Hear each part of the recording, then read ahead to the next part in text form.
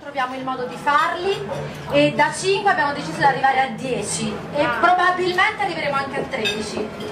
Per l'inizio è poco, però ragazzi da 2 mesi 10 le comunità siamo là. siamo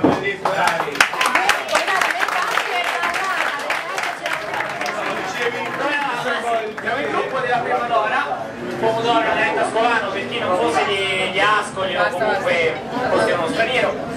E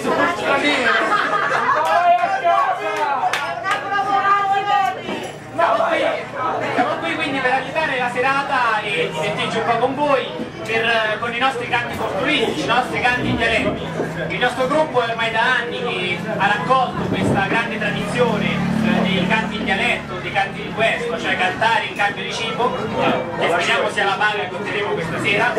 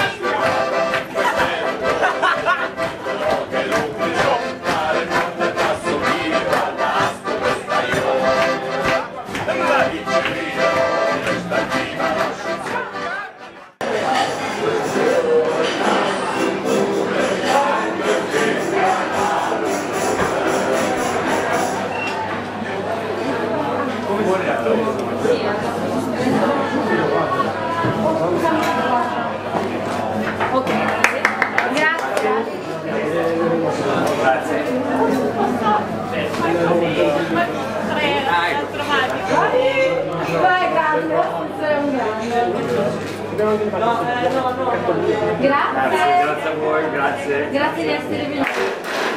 Grazie di essere venuti questa sera, grazie al ristorante Rondò e all'associazione commercianti Mare Sentina che ha permesso tutto questo. Questa cena di beneficenza servirà per finanziare il progetto Love for Japan, è un progetto che pensa di portare qui nella zona del Piceno, di ospitare presso famiglie del Piceno un numero di ragazzi provenienti dalle zone colpite dal terremoto dell'11 marzo. Pensiamo di riuscire a portare per quest'anno forse una decina di ragazzi, forse qualcuno di più. Questa è la bella notizia, si era partiti per 5, però siccome abbiamo visto che grazie all'aiuto di tutti tutti, qui presenti e anche quelli non presenti, possiamo essere più amistosi. Pronti?